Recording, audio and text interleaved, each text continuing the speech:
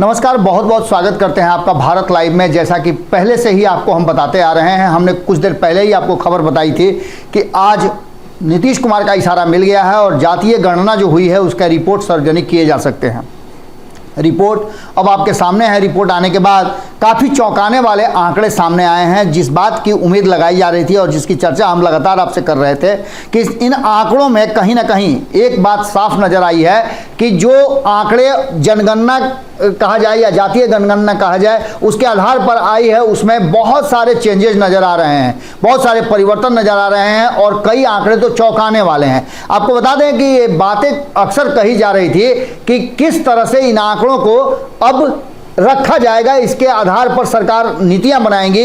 लेकिन जो आंकड़े आज सार्वजनिक किए गए हैं उसके अनुसार हम आपको बता देते हैं कि जिन बातों को लेकर के, जिस तरह से ओबीसी को लेकर के या ओबीसी में अलग अलग जातियों को लेकर के, सवर्णों को लेकर के, एससी एसटी को लेकर के जो बातें चल रही थी उनमें काफ़ी आंकड़ों में परिवर्तन नजर आया है। हम आपको बता देते हैं कि ईबीसी के आंकड़े 36.01% काफ़ी चौंकाने वाले हैं, तो वहीं ओबीसी के आंकड़े 27.12% आए हैं, जिसको लेकर के भी अब चर्चाएं निश्चित रूप से शुरू हो गई। ये लगातार आपने सुना होगा कि कहा जा रहा था कि जिसकी जितनी हिस्सेदारी उतनी उसकी भागीदारी। इसका सीधा मतलब था कि आंकड़ों के आधार पर और प्रतिशत के आधार पर अगर देखा जाए तो ईबीसी को 36.01% जो बिहार की आबादी है उस आबादी के हिसाब से इनका प्रतिनिधित्व जो है 36.01% है, तो वहीं ओबीसी के जो आबादी है वो 27.12% है।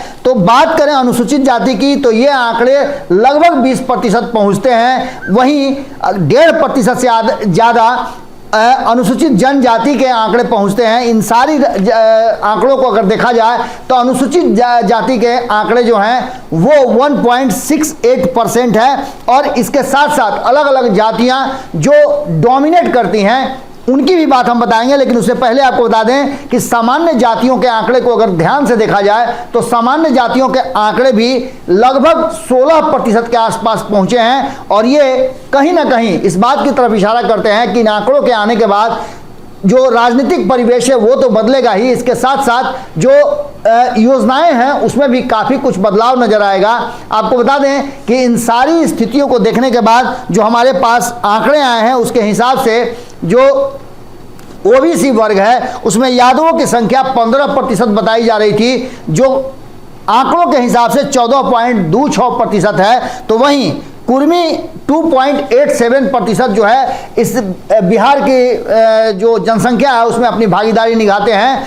वहीं आपको बता दें कि जो कोयरी समाज है, कुशवाहा समाज, वो 4.27% अपनी भागीदारी रखता है इस जनसंख्या में। तो वहीं धानुक समाज की बात करें तो 2.13% ये भी अपना उसमें हिस्सेदारी रखते हैं जो संख्या के आधार पर बताई गई है।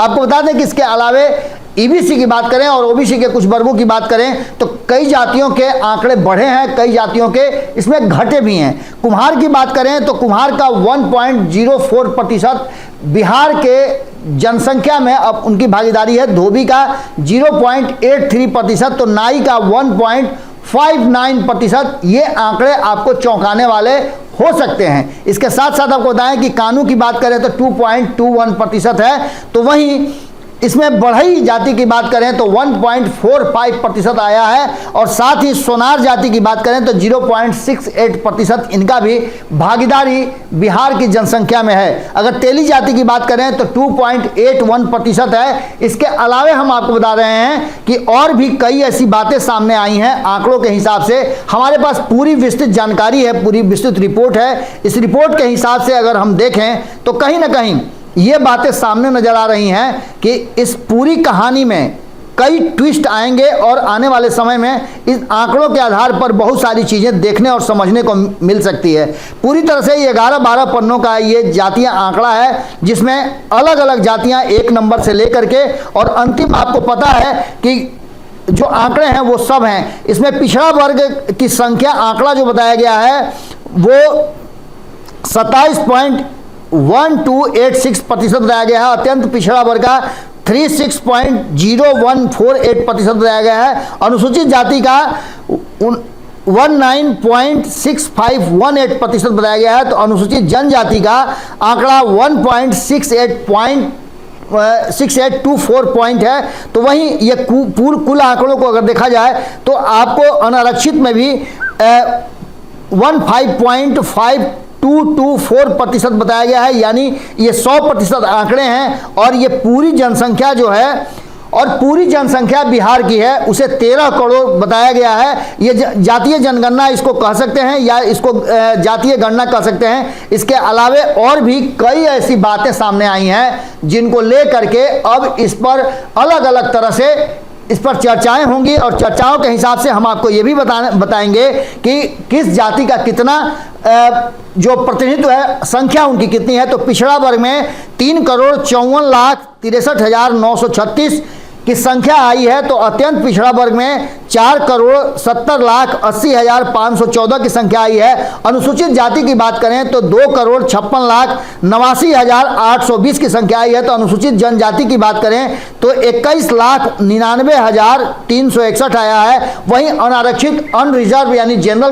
कैटेगरी की बात करें तो 2,91,679 संख्या आई है। जो आंकड़ों के हिसाब से, प्रतिशत के हिसाब से हमने आपको बता दिया, ये 100% का आंकड़ा है। इसके अलावे हम आपको बता दें कि जिन जातियों के आंकड़े और नंबर दिए गए थे वो भी आपको पता है, लगभग 200 से ज़्यादा जातियों का इसमें नाम अंकित किया गया था।